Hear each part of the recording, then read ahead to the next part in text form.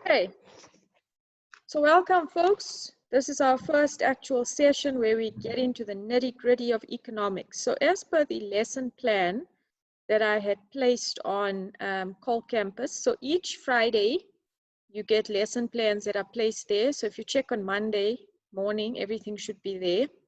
The lesson plan will generally give you an idea as to what to look through, what we're going to cover in the Zoom session. So the purpose of today's Zoom session is to introduce chapter 1 in the economics textbook. Please ensure that you come to these sessions, you have your economics textbook right next to you. So in the first few weeks of economics, we are going to cover microeconomics. So economics is divided into two main branches, micro as well as macroeconomics. In microeconomics, we look at economics at the level of the firm and the household. Now, a lot of students find macroeconomics a lot more interesting, as macroeconomics deals with economics at the level of firm, government, etc. Okay, so macroeconomics we will get to in subsequent chapters. All right, so the first section in the textbook talks about defining economics. So if you look at this, you'll see there's many different definitions of economics. So Adam Smith was a very well-known economist, and as we go through the course, we will look at the work of Adam Smith. Mainly, he is known as the father of capitalism. Okay, and he talks about economics to do with the science of wealth. So he was the father of capitalism. His focus was on wealth, looks at the process of production, consumption, and accumulation of wealth. So we're going to look at various models. One particular model we're going to get to very soon is the circular flow model, where we're going to understand the process of production, consumption, and wealth.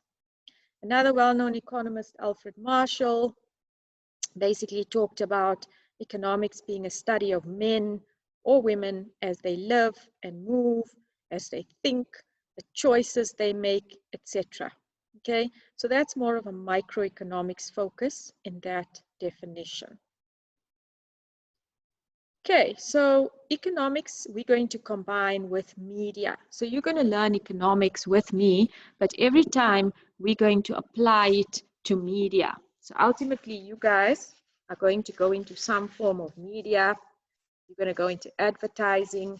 You're going to go into journalism, broadcasting, radio, television, etc. So we are going to, as we progress through this course, we're going to go through economics and we're going to discuss it in the context of the media environment. So every time we discuss economic concepts, I'm going to explain to you, or I'm going to ask you to give me examples or applications to the media context.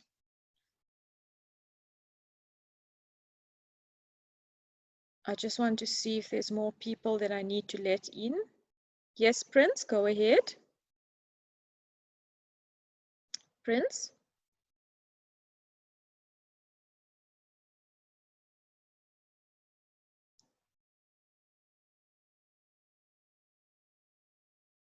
I see Prince wants to say something.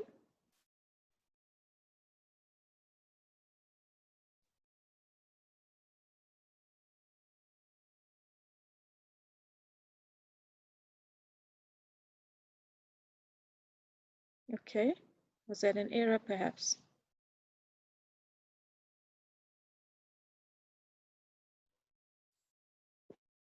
Yes, somebody's mic. Go ahead.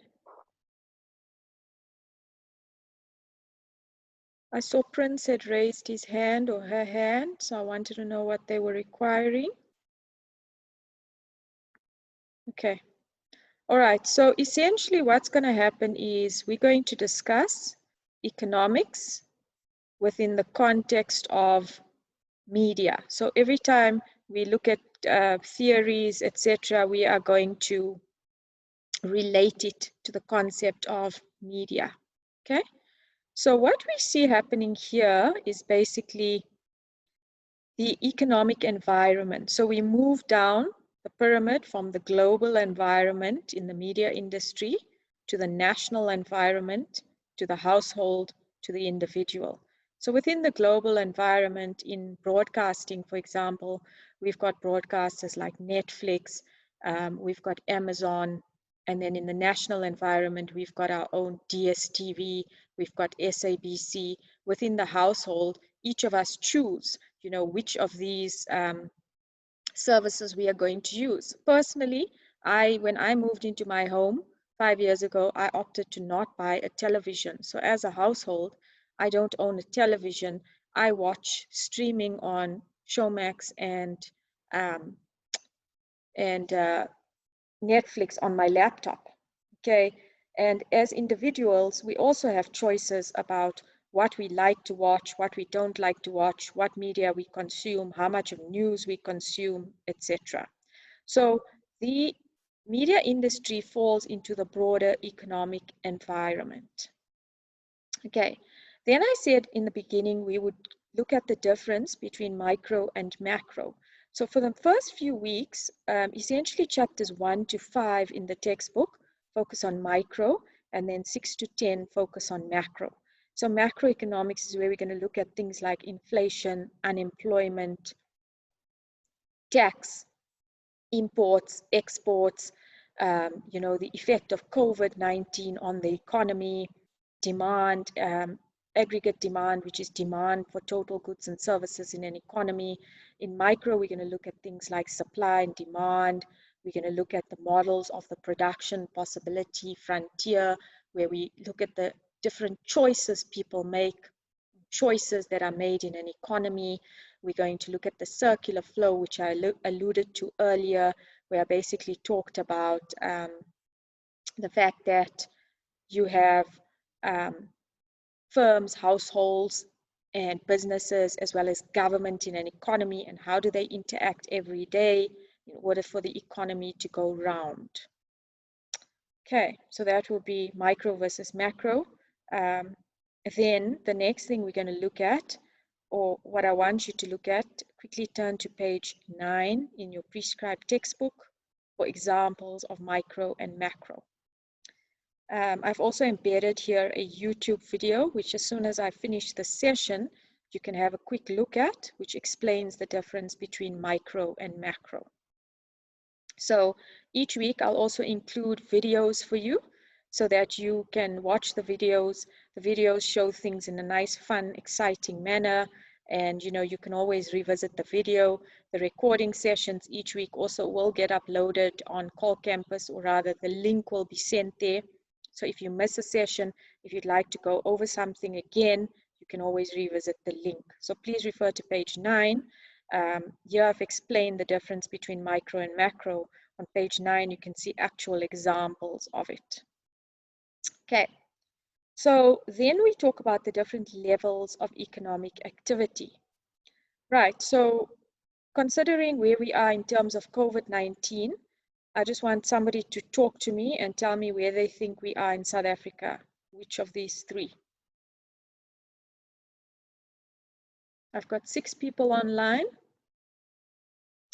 Beverly, Guguletu, Tombi Futi, Zandile, Prince, and myself. One of you can briefly switch on your mic and tell me where you think we are. That'd be great.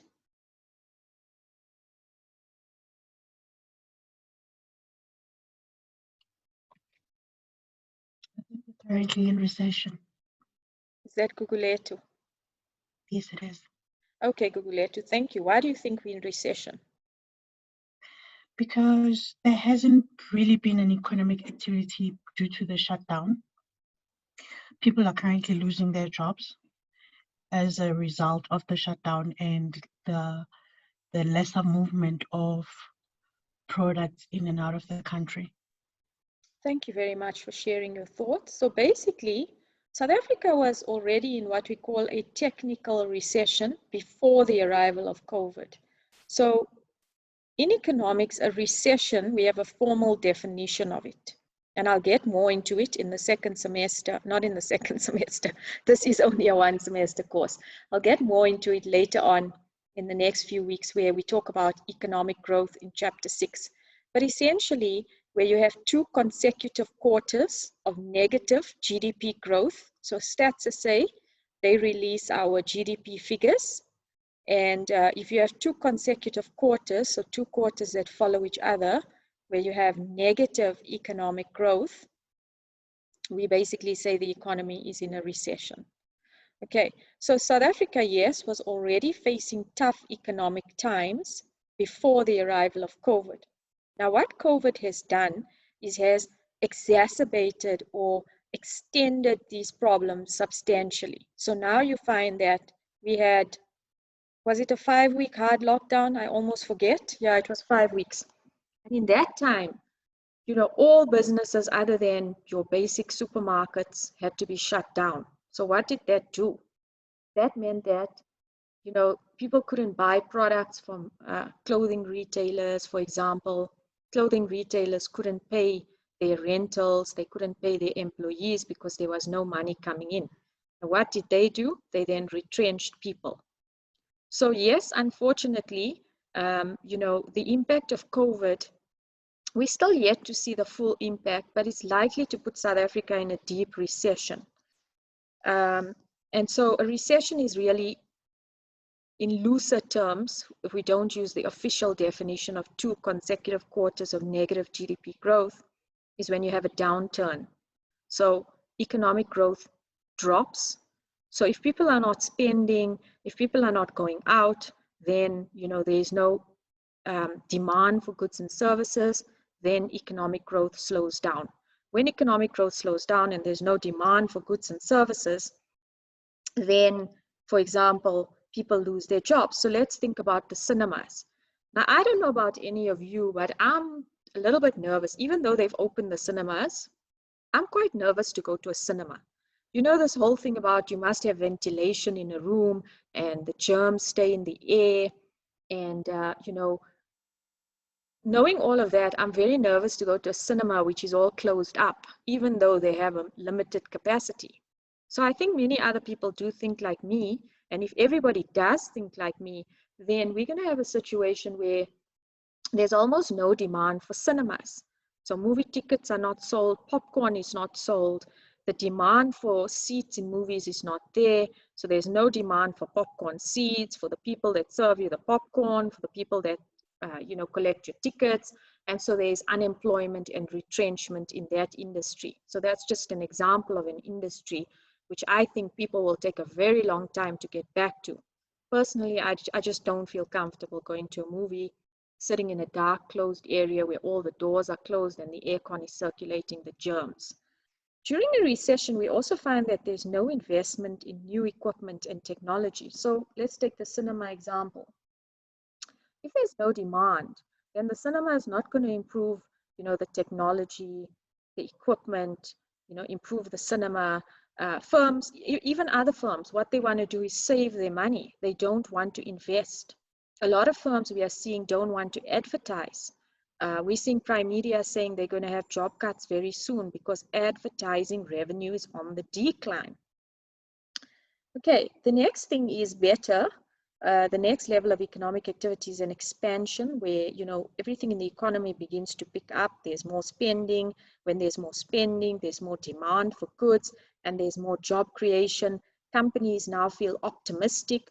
They want to build new equipment, or rather they want to invest in new equipment. They want to build new plants. They want to hire new employees, etc. And then we finally have stability. So stability is when the economy is in a stable state, there's a stable economic growth, jobs, etc. Now we will expand more on this after chapter 6, but at the outset, you must have an understanding of the levels of economic activity as part of your introductory understanding of the difference between micro and macro. This does, however, fall under macro. Okay. Right, so something for you to think about, and we can discuss this now. You can switch on your mics and talk to me. So more examples, I've given you one or two examples of the implications of the media industry being in recession and expansion. So I want you to think about this, switch on your mics and talk to me. We probably have around about 10 odd minutes before Zoom will cut us off, but that's fine. So yes, I want you to share your thoughts around this with me. So each week, this is what we'll typically do. We'll go through some discussion as well as some theory, and then you'll obviously have the lesson plans to tell you what collateral to look at, what videos to look at, what section in the textbook, etc. Okay, so if somebody can just share their ideas. What does it mean for the media industry when there's recession, expansion? You can give me examples of specific media companies, anything.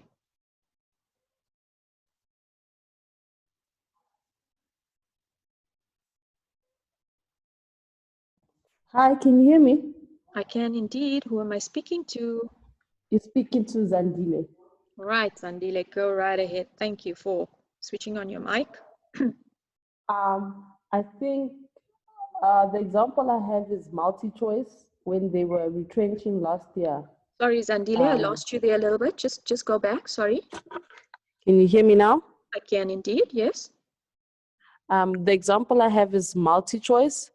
Once they were retrenching last year when they cut off some of their services so that they can fall into the new wave of things with Showmax. So they were cutting some of their satellites in other countries and their mobile options. So I think that's an example of maybe expansion in a way, because they're expanding onto digital platforms, but they had to retrench people who don't fit with their new model. Okay, so let's maybe say, so in an expansion, media firms, you know, adopt new models and new ways of doing things. And as a result, in the expansion, they may need more technologically skilled people. So they retrench less skilled people. Thank you. People, yes. Thank you. Somebody else? Your thoughts?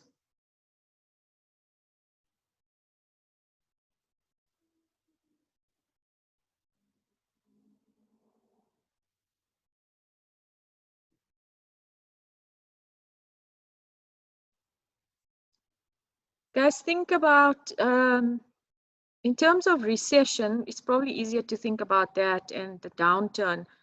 Think about what's been happening to magazine companies. I'm sure you're reading the news. What's happened to 3 magazine producers? Can you name the 3 and what has happened? They've been in the news recently.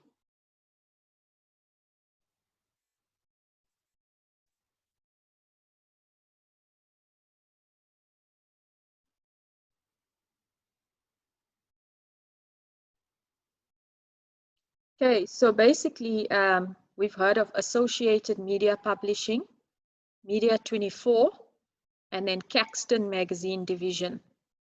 And what have they all said? Basically, they've all said that there's less demand for print magazines. Now, my sister was a great fan of Your Family. Your Family is produced by Caxton Magazines. So she was an avid reader of Your Family, and she's very sad to hear that they're no longer going to publish Your Family magazine. So Media 24 has also come forward and said, well, some of the publications we used to do in print, we're only going to do digital, and we're going to cut back on the number of publications. Associated Media, I can't remember what magazines they produce, but they basically sort of in the early part of lockdown, they shut down their company entirely, and they said, well, it's no longer viable. There isn't demand. The last thing people are wanting to spend their last, scarce rands on is magazines. So we've heard of 3 companies essentially tapering down or cutting back on their print media divisions. So what that means is the recession means there's lack of demand or there's lack of spending because people are losing jobs. And some people were, put on forced leave. So you may have your job during the lockdown and the extended period thereafter, but your company says to you, well, we force you to take unpaid leave. So you still have a job, but you're not getting paid. So now you have less money. So there's less demand for things like printed glossy magazines. And so 3 companies, Associated Media, Media 24, and Caxton Magazines have said, well, we're basically cutting down, and Associated Media shut down completely. So what that means, folks, is there's less variety.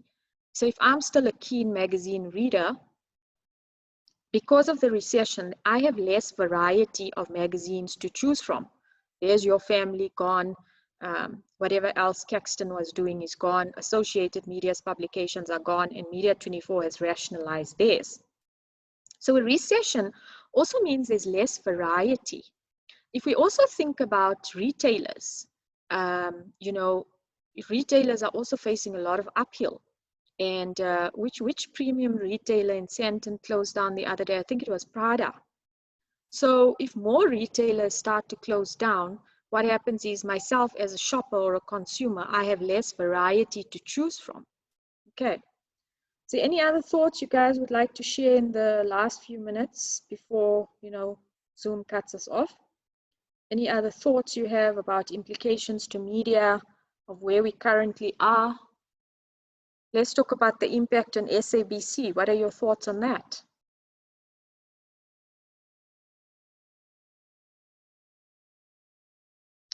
Beverly, Guguletu, Tombi Futi, Sehofatso, Zandile.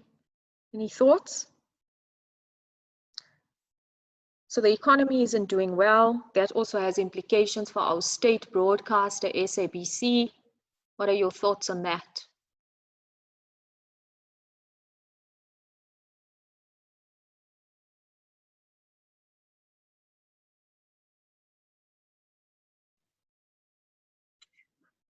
Hi. Hello, I think who am I SABC speaking is to? another example. Sorry, who's this? Guguletu. Okay, go ahead, Guguletu. I think SABC is another company that is currently showing signs of recession. Absolutely. And why is that?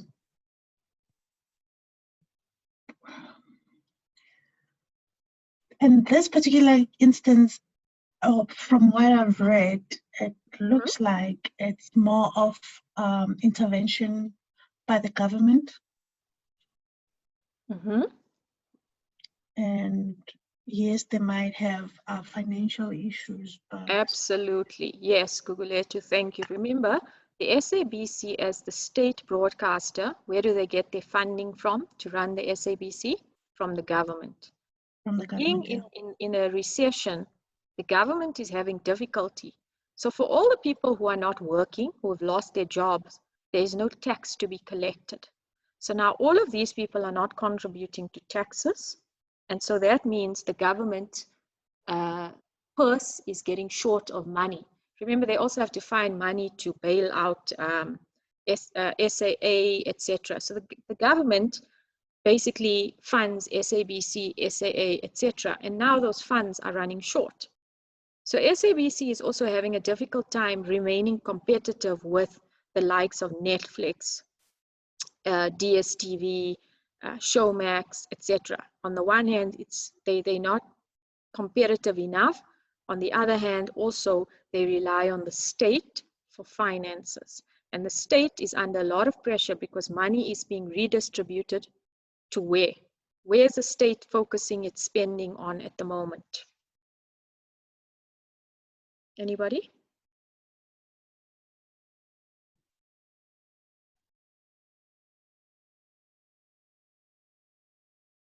Beverly?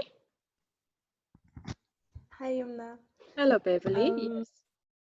I think that most of the state money currently is being used for social relief grants. Yes, healthcare, social relief grants, tax breaks, all of that sort of thing. Okay, so money in is their pockets. directed. Sorry?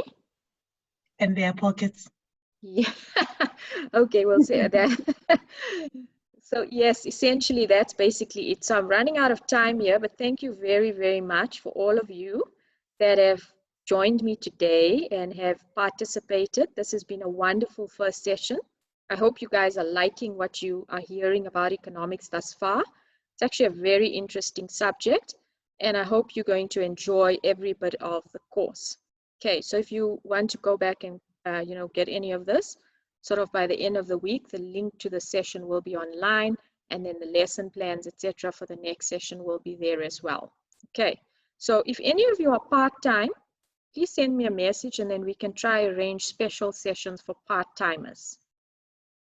Okay, so if you know of anybody who's part-time, share the link to the WhatsApp group with them, and then they can message me directly, and I can try and make special concession for part-time, because we don't actually have a dedicated part-time timetable. I'm not on the WhatsApp. You're not on the WhatsApp. Okay. Can one of you just please forward Gugulethu the link? Do any of you, do you know anybody else on this group that's... I'm currently part-time, but I'm able to attend these sessions. Okay, all right. So you're okay? All right, thank you for that. Okay, Gugulethu, then send me a WhatsApp now on 072 415 2900.